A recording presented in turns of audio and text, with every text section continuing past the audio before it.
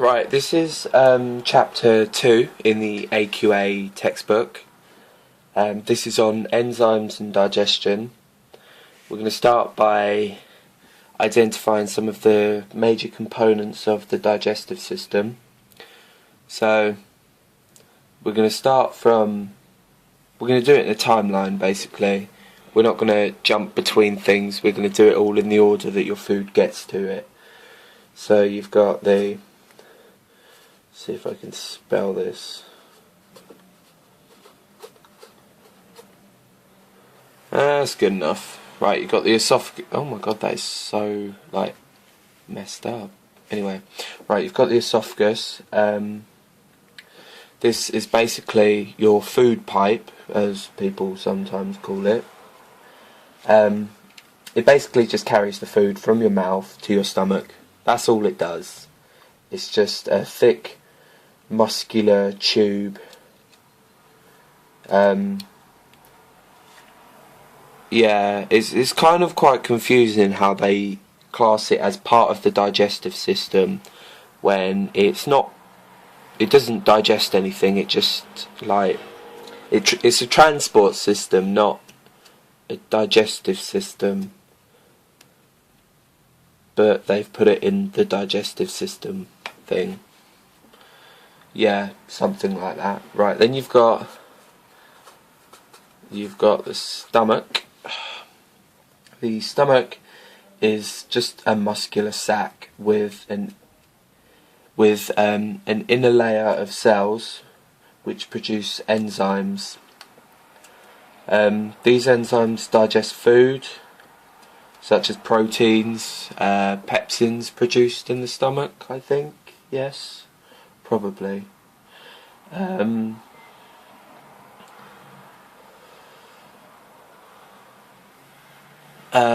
There's also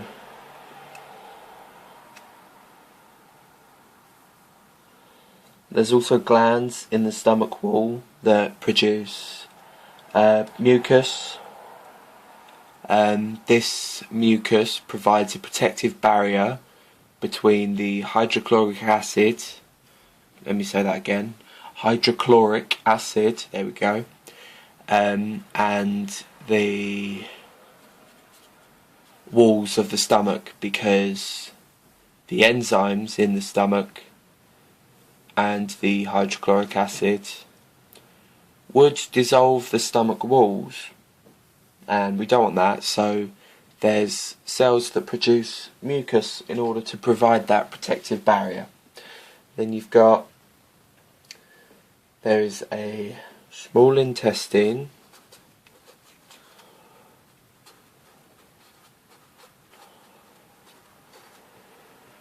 Right. The small intestine is yet again a muscular tube. It's incredibly long. Food is further digested here by enzymes that are produced in the walls and glands. The inner walls of the small intestine are folded into villi, which is basically just that. It increases the surface area of the intestine wall. And then each of these villi have millions of tiny projections on them called microvilli. So they actually look like that. And that increases the surface area even more in order to speed up absorption into the bloodstream. Then you've got the large intestine.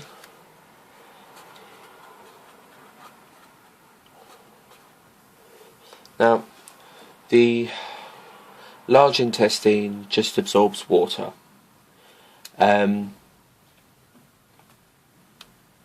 All of the water that was in the secretions, some of the water that was in the food,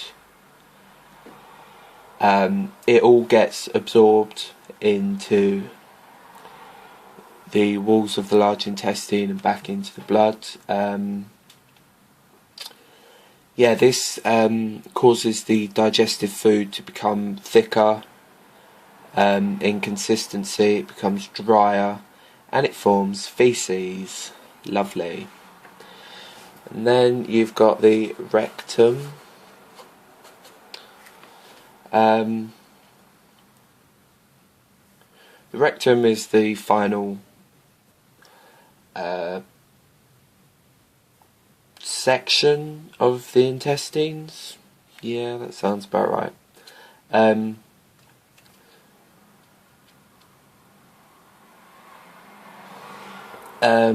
The feces is stored here before it is removed via the anus in a process called egestion. Yeah, so that's the main digestive system, and then in all of these you've got the salivary glands.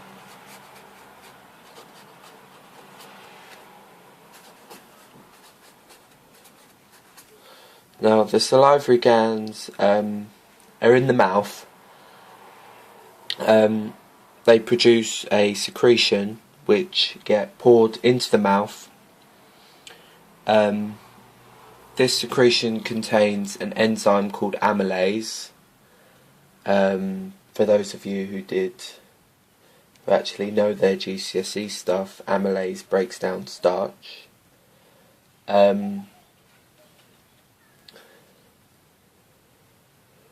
It breaks down starch into maltose.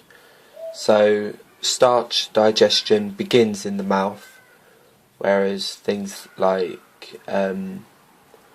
proteins, they begin in the stomach. So starch begins a lot earlier on. Then you've got the pancreas.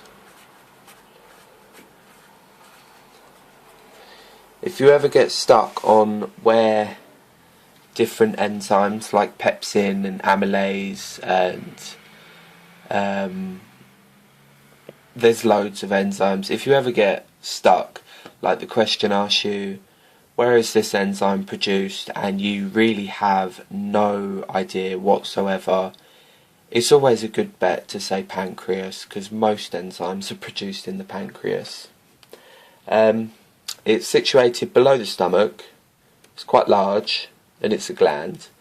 It produces a secretion called pancreatic juice, which sounds beautiful. Yeah. It has proteases for proteins, lipase for lipids, and amylase for starch. So yeah, it produces quite a lot of enzymes for most different things. Right, so what is digestion? There's two parts to digestion. One is the physical breakdown, and two is the chemical breakdown. Right, you're probably asking yourself what's the difference between these two. Physical breakdown is basically just mashing it up into a paste, like chewing. That's physical breakdown.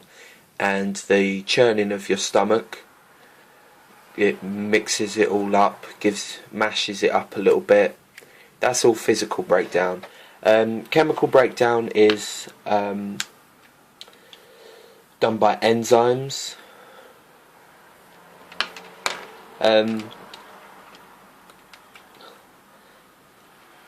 It's carried out by enzymes.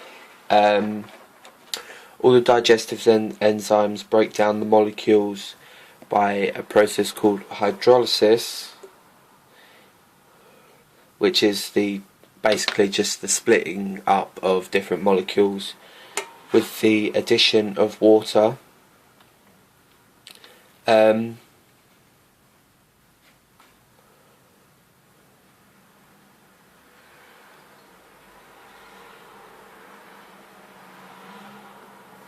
So yeah, these enzymes that hydrolyze the molecules are called hydrolases, and there's three main types. There's the carbohydrases,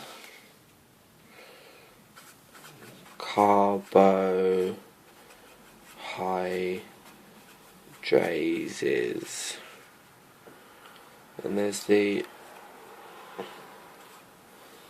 lipases, then there's the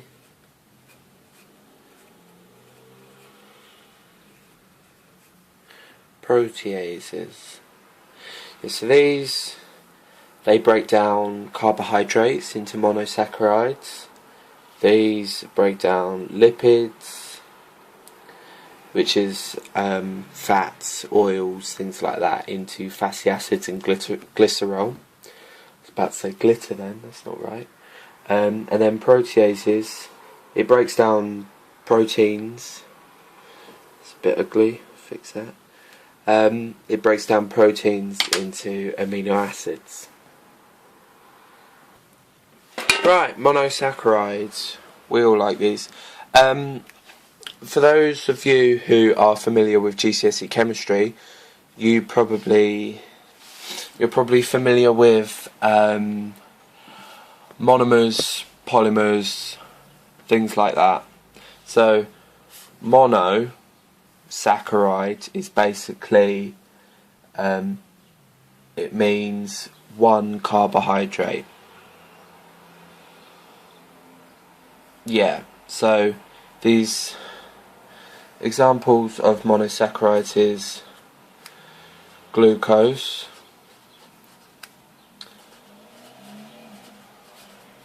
galactose, and fructose, I think, yes. They're all monomers because they consist of one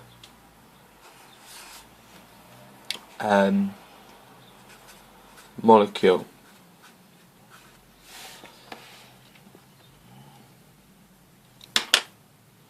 So a monosaccharide is something that has one molecule.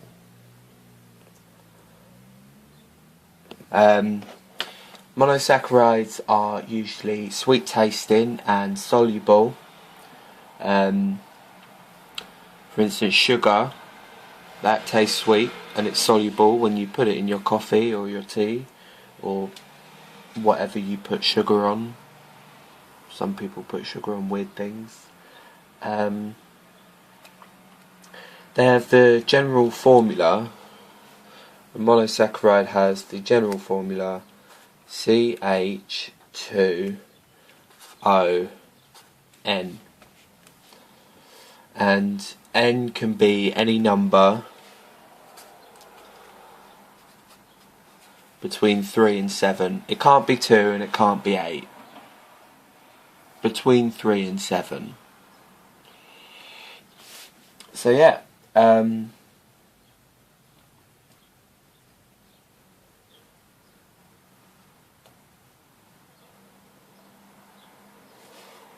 so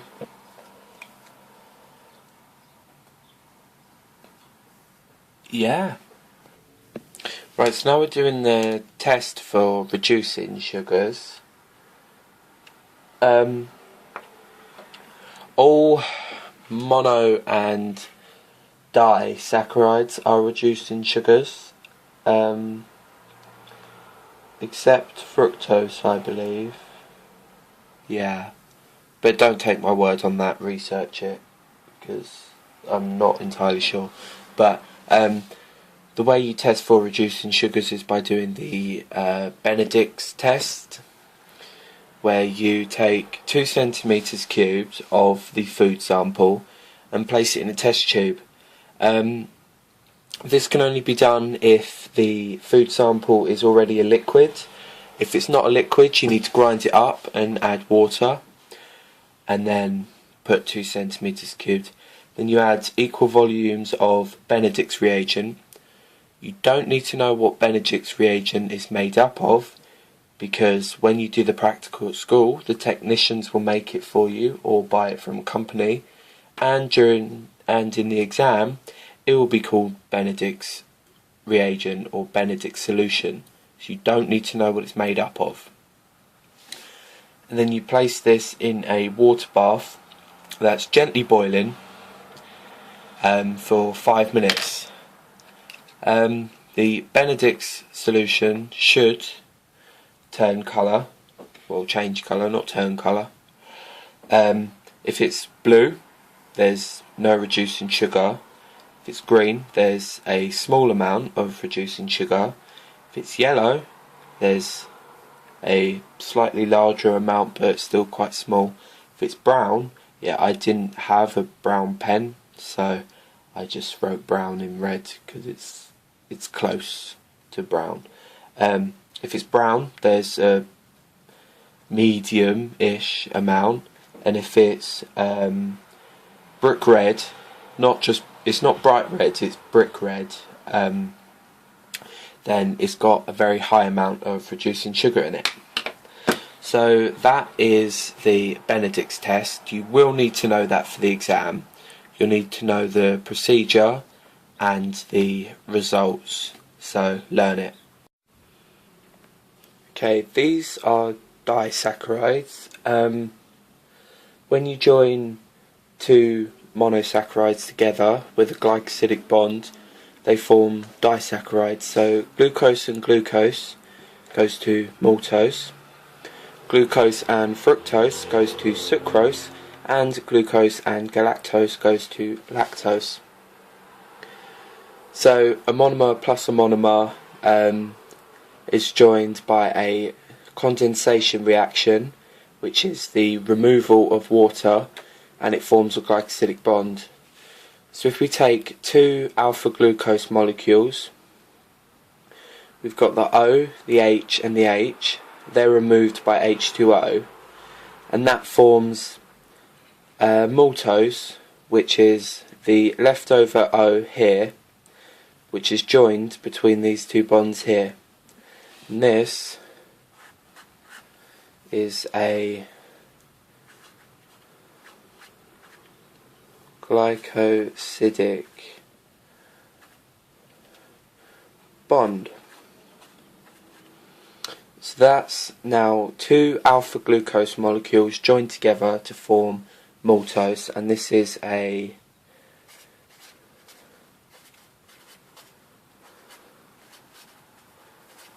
condensation reaction. What is that? There we go. Which is the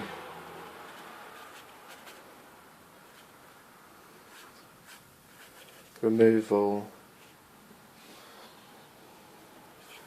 of water.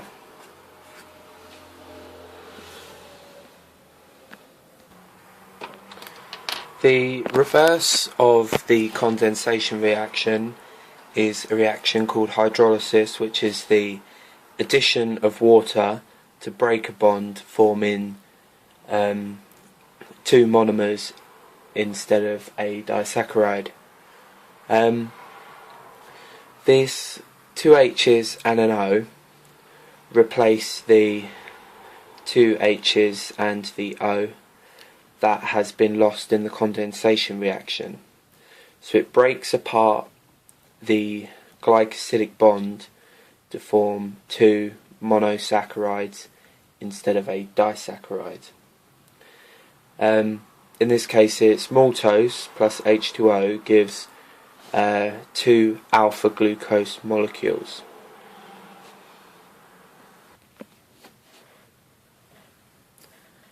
Okay, this is the test for non-reducing sugars. What you do is you do the ordinary Benedict's test, which is 2 centimeters cubed of the food sample with 2 centimeters cubed of the Benedict's reagent in a test tube. Place in a water bath for 5 minutes. The only difference is if the solution remains blue, a reducing sugar is not present. So to test whether it's a non-reducing sugar, you go on to this next bit here, which is 2 centimeters cubed of the food sample added to 2 centimeters cubed dilute hydrochloric acid and placed in a water bath for 5 minutes.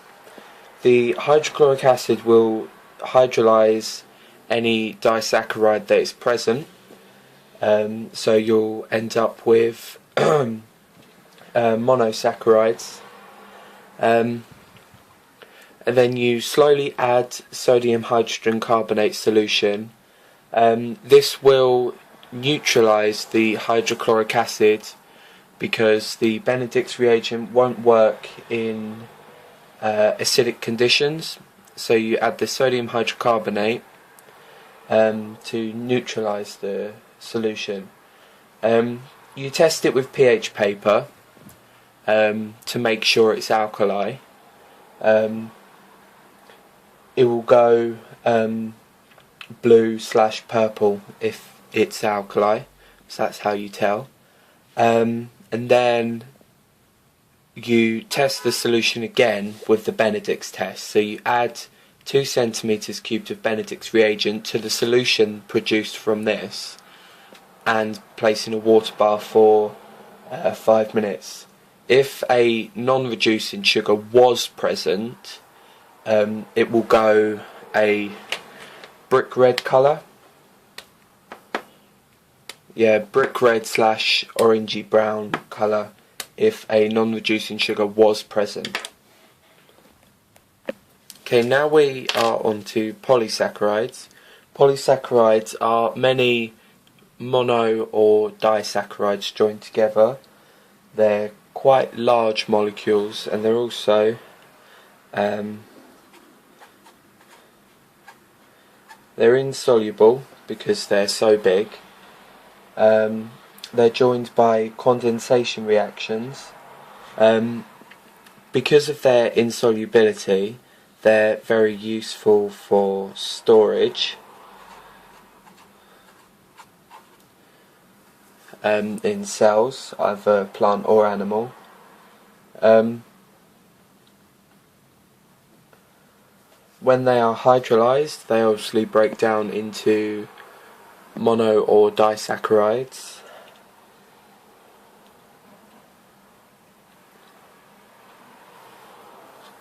Some polysaccharides, like cellulose, they're not used for storage, they're used for structural support. Obviously we don't need cellulose for structural report in our cells, but it's a very important feature in plant cells. Starch is a polysaccharide that's made up of between 200 and 100,000 alpha glucose molecules. It's stored in small granules, like sugar.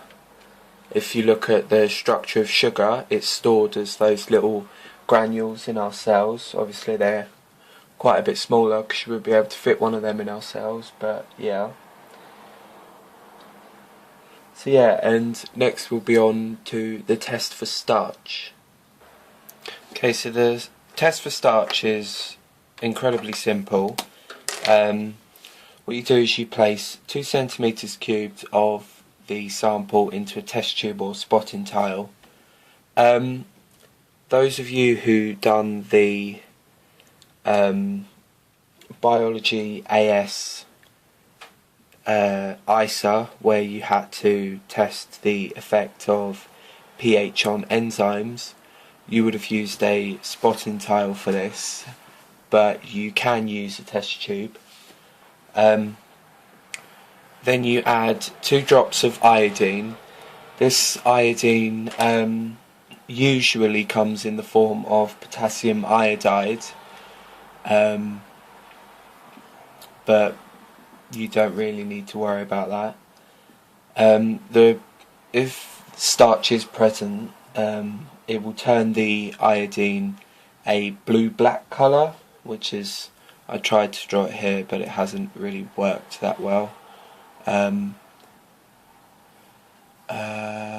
Yeah, it will look like that sort of colour, like that. That's slightly green, but yeah, that's the kind of colour that it will look like. So yeah, that's the incredibly easy test for starch. Okay, now we're on to topic 2.4 in the AQA textbook, which is carbohydrate digestion, and we're going to start off with starch digestion. Enzymes break down starch in our digestive system into their monomers. The first enzyme used is amylase. That's produced in the mouth because the salivary glands produce this, and it's also produced in the pancreas. So that's where it's produced. Amylase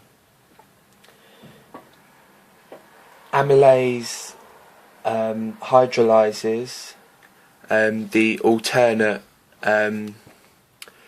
glycosidic bonds, so it will break the polymer down into disaccharides, because it will break one, leave one, break one. So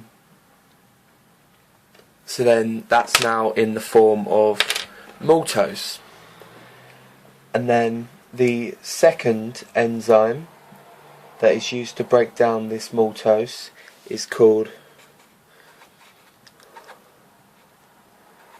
maltase. Maltase is the enzyme that breaks down maltose. This breaks it down into alpha glucoses, which can then be absorbed into our bodies. This is produced in the lining of the small intestine.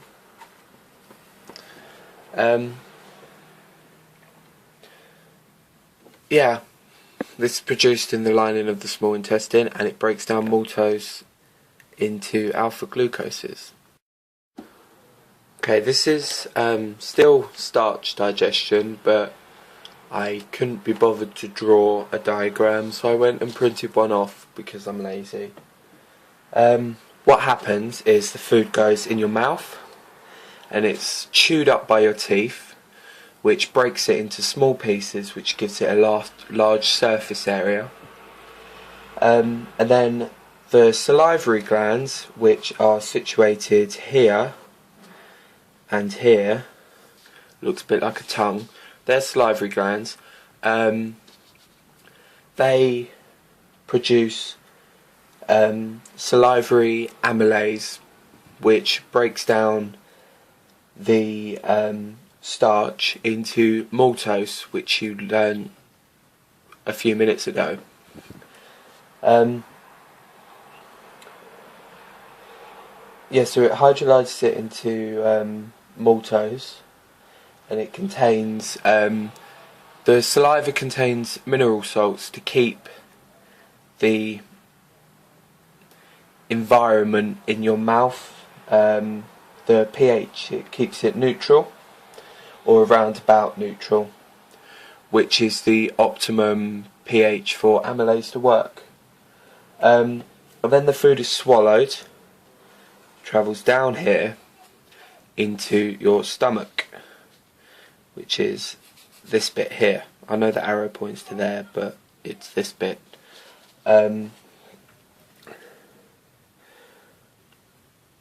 Yeah, and the conditions in the stomach are slightly acidic because of the hydrochloric acid in there, otherwise known as stomach acid. So this denatures the amylase and the starch is no longer hydrolyzed. So yeah, the enzymes become denatured and their active site changes, which means they can't fit onto the substrate, which means they don't work, which is quite simple stuff. And then starch is no longer digested in the stomach. That's mainly for other things such as proteins. And then once it travels down here and into the small intestines, which is this little bit here,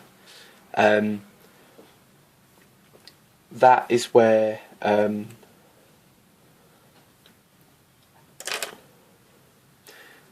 when it gets into there, the pancreas, which is here, it releases all of its pancreatic juices into this little duct that joins on to the small intestine here. In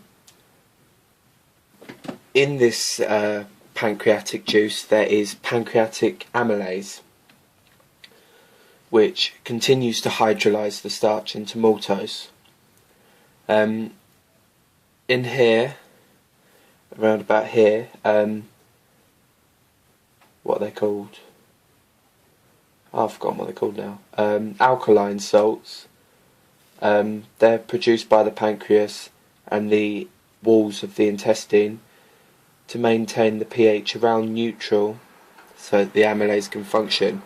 They need the alkaline salts to be produced by the pancreas and the cell and the walls of the intestine, because the stomach acid also comes down here with the food, but amylase works optimum at neutral, so they need alkaline to be produced to neutralise that stomach acid. At GCSE this was known as bile, but now we're A level we call it alkaline salts. Yeah, and then the muscles in the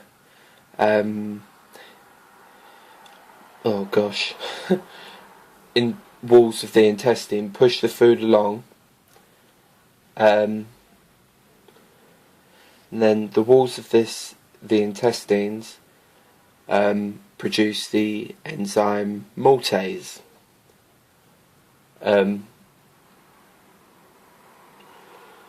which now they need maltase because what you learned previously was amylase breaks down every other glycosidic bond, so it goes from starch to maltose, and then you need maltase to hydrolyze the maltose into alpha glucoses, which can be absorbed into the walls of the intestines, then into the bloodstream. So the walls of the intestine produce oh my gosh, I can't speak today. Maltase, there we go. And then once that's all hydrolyzed, the starch, which was originally put in here, salivary glands produce amylase, breaks it down into maltose, carries on, enzymes denature, conditions or environment is neutralized by the alkaline salts, so amylase and more amylase is added to further break down the starch into maltose. And then in here amylase and maltase is produced to break down the starch to maltose, and then from maltose to alpha glucose, and then it goes into the large intestine, which absorbs water, and then it comes out.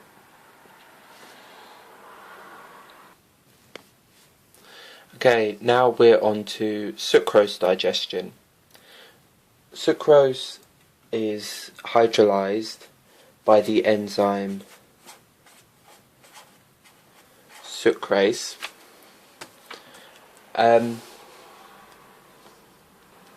This sucrase hydrolyzes the glycosidic bond between glucose and fructose, which breaks them apart into their monomers. Sucrose is digested in the small intestine, so it comes in here, it doesn't get affected, it goes through the stomach, comes out here, and then the walls of the small intestine, they not only produce amylase and maltase, they also produce sucrase, which during the course of heading through the small intestine here, the sucrose is hydrolyzed into glucose and fructose, which can easily be absorbed into the bloodstream. So sucrose digestion only takes place in the small intestine. Right, now we are on to lactose digestion. Lactose is found in milk products such as milk, yogurt, cheese, things like that. It's digested in the small intestine here. The walls of the small intestine produce an enzyme called lactase. They hydrolyze the glycosidic bonds that link glucose and galactose monosaccharides that make up lactose. So the enzyme lactase breaks lactose down into glucose and galactose, which can be absorbed into the blood.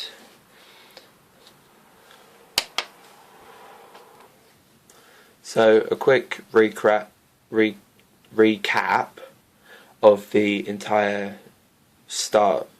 carbohydrate digestion. Amylase is produced in the salivary glands, and then amylase, maltase, sucrase and lactase are produced in the linings of the small intestines, which break down starch, sucrose and lactose.